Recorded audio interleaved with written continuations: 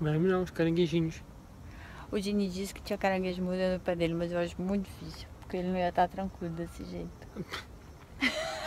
Olha, Julie!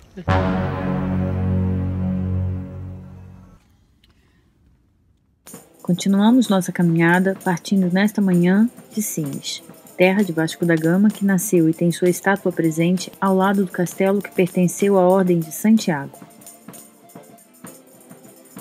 No dia anterior, ao chegarmos a Santorpe, saímos da área do Parque Natural da Costa Vicentina. E nas proximidades de Sines foi necessário percorrer os últimos quilômetros pela Estrada Nacional, região onde se encontra o Porto Industrial. Nosso objetivo hoje é chegarmos à Lagoa de Santo André. São 25 quilômetros aproximadamente.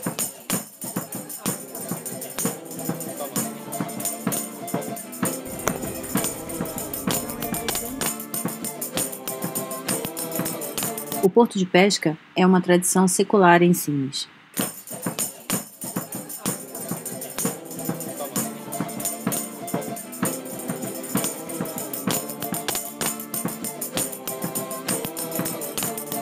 Desde os 14 anos, tenho 76, mesmo mestre disto.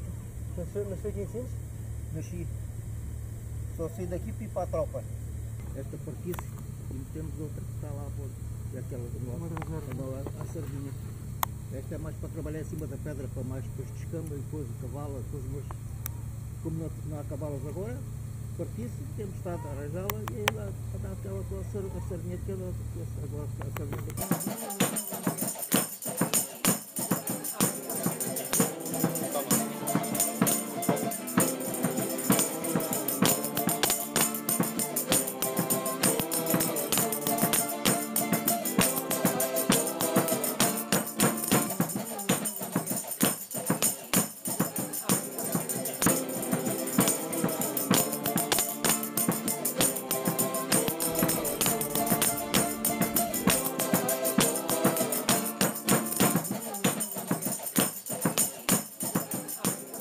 Um dia de muitos encontros, entre novos e velhos amigos.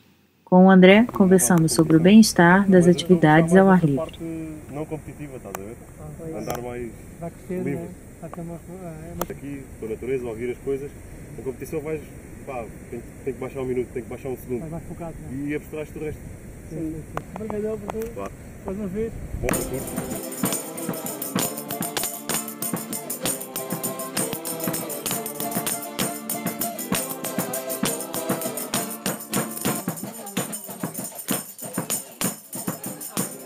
Estamos na ponta de uma das maiores praias da Europa. E agora o nosso objetivo é chegar à outra ponta, que é já ali. Mas é muito difícil. E temos como plano chegar lá daqui a 3 dias.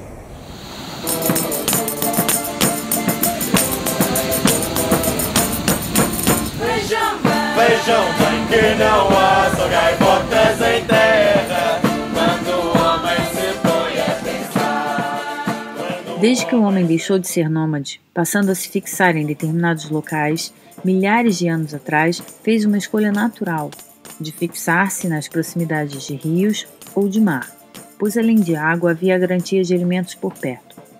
Desde distantes eras, usamos os oceanos e os rios igualmente como lata de lixo.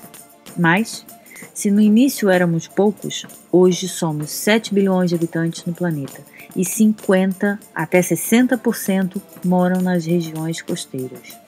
E apesar de termos evoluído em tantas áreas, não conseguimos alcançar a consciência e responsabilidade sobre o meio ambiente e continuamos a despejar de forma monumental lixos nos oceanos. O lixo marinho é um problema à escala mundial, sendo difícil recolher dados fiáveis.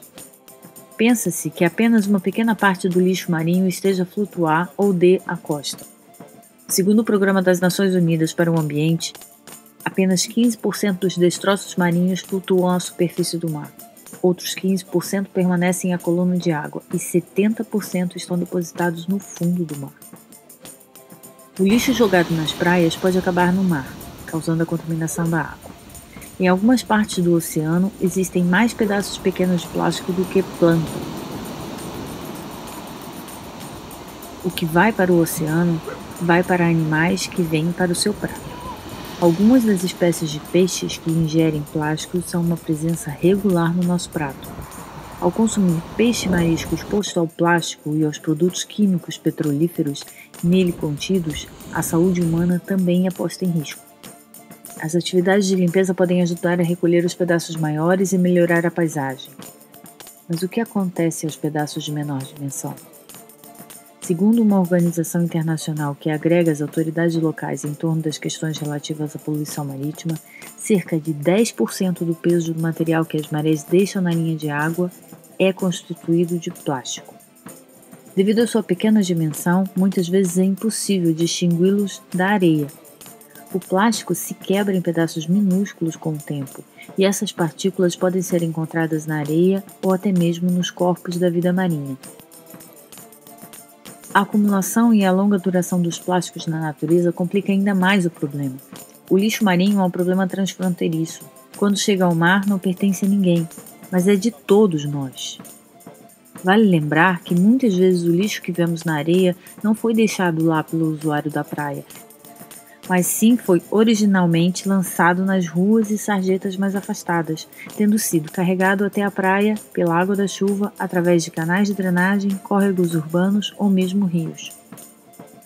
Como estamos percorrendo toda a costa de Portugal, não poderíamos deixar de abordar esta questão, e o mínimo que podemos fazer é falar sobre o assunto, que certamente não se encerra aqui. Por isso, quando for à praia, certifique-se de trazer tudo de volta para casa, inclusive embalagens, sacos e garrafas plásticas. Tudo que é jogado na areia termina invariavelmente no mar. E ao contrário do esperado, não há magia. Ele não desaparece. Há consequências.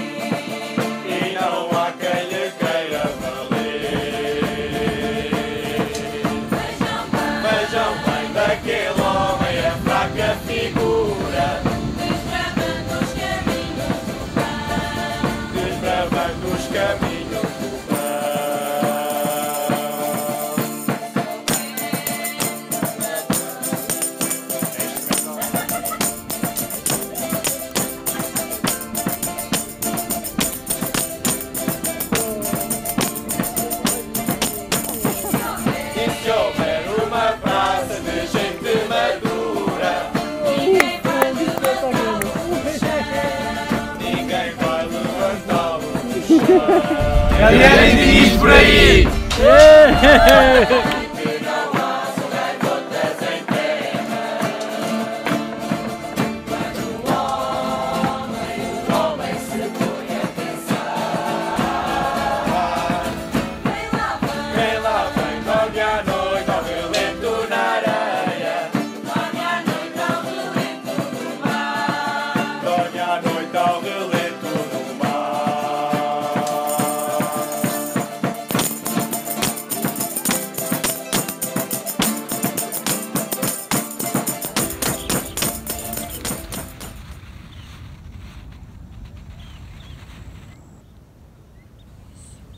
Que coisa mais linda.